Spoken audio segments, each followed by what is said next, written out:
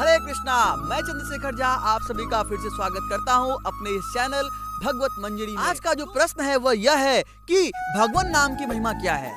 तो बताना चाहेंगे कि भगवान के नाम की महिमा अगर शेषनाग अपने लाखों अनंत मुख से अगर भगवान के नाम की महिमा की बखान करें तो भी यह भगवान के नाम की महिमा बताना संभव नहीं है। लेकिन फिर भी हम सब चलते हैं भगवान के नाम की महिमा हम सब जानते हैं एक दृष्टांत के माध्यम। आज हम जानते हैं डाकू रत्नाकर की कहानी को।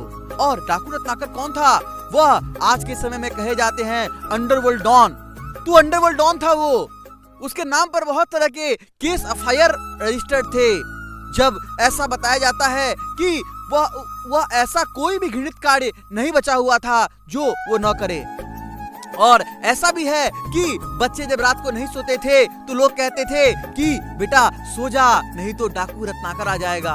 यानी इतना डेंजर व्यक्ति, यानी आज के डेट में ऐसे डाकू नहीं अवेलेबल है, संभव नहीं है ऐसे डाकू बनना। और इतने बड़े डाकू ने क्या किया आप जानते हैं हम सब अगले कहानी के माध्यम से। तो एक समय क्या होता है कि नारद मुनि वहां से प्रस्थान करते रहते हैं। तो तुरंत क्या होता है कि वह डाकू रत्नाकर उस नारद मुनि को पकड़ लेता है और कहता है कि मैं आज तुम्हें नहीं छोड़ूंगा। नारद मुनि कहते हैं ठीक है भाई, तुम मुझे मार लेना, कोई दिक्कत नहीं है, लेकिन तुम मुझे एक प्रश्न का जवाब दे सकते हो। तो रत्नाकर बोला कि बताओ कौन सा ऐसा प्रश्न इसका जवाब मैं नहीं दे सकता। तो रत्नाकर से नारद जी ने पूछा कि आज जो तुम ये पाप कर्म कर रहे हो 1% भी आपके परिवार के लोग इसका भोग कर सकते हैं? तो यह बात को सुन करके वह नारद मुनि से बोला कि नहीं, मैं एक बार अपने परिवार के सदस्य से पूछ के आना चाहता हूँ कि हमारे इस पाप के भोग में, यानी जब मैं नरक को स्वीकार करूंगा तो हमारे साथ कितने लोग नरक जाने के लिए रेडी रहेंगे। और यह पूछने के लिए वह घर चला जाता है और अपने माता से पूछता है कि माते यह बताओ कि मैं जो इतना लूट पाट करके जो सारा सामान लेकर घर में आ रहा हूँ, क्या इससे इस पाप कर्म में आप भागीदारी बनोगे? माता ने बोला कि नहीं बेटा, मैंने तुम्हें बड़ा कर दिया, अब तुम मुझे कैसे खिलाओगे ये तुम्हारा काम जाने। पिताजी के पास गए, उसे सेम उत्तर मिला। और जब वह अपने पत्नी के पास गया, पत्नी भी वही उत्तर दी कि मैं तो आपकी सेवा करती हूँ और आप किस प्रकार से धन कमा कर लाते हो यह तो आपका कर्तव्य है। और बच्चे ने भी इसी प्रकार का उत्तर दिया। यह सारे उत्तर को सुनकर डाकू रत्नाकर की आंख खुल गए और वह दौड़कर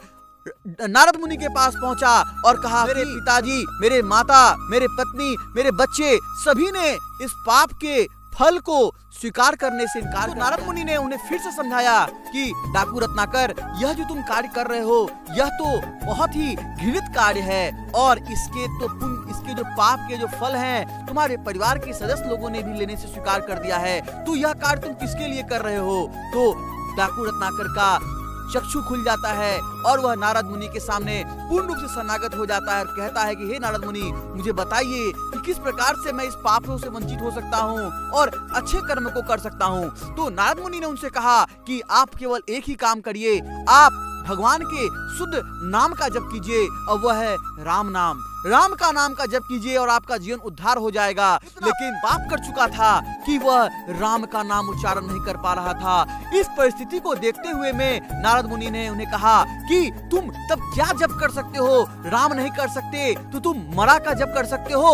उन्होंने कहा कि हाँ, मैं तो दिन भर मारता हूँ और कहता हूँ ये मरा, ये मरा, ये मरा, तो मैं मरा तो कह ही सकता हूँ। और जब उसने मरा जपना चालू किया तो मरा राम और यह उल्टा नाम जपते जपते सीधा नाम हो गया। कहता है कि उल्टा नाम जपत जग जाना, वाल्मीकि भय ब्रह्म समाना। यानी जो उल्टा नाम जपते जपते रत्नाकर डाकू वाल्मीकि साधु पुरुष बन गए, जो ब्रह्म के समान तेजस्वी ज्ञान हो गए। तो हम सब देख सकते हैं कि भगवान के नाम की क्या महिमा है। भगवान के नाम की महिमा अनंत है जिसका बखान मेरे जैसे तुच्छ जीव नहीं कर सकते हैं। और इस तरह से हम सब भी अपने जीवन में दृढ़ प्रतिज्ञ हो सकते हैं कि हमें भी भगवान के नाम को जप करना चाहिए और इसके अलावा हमारे पास दूसरा कोई साधन नहीं है।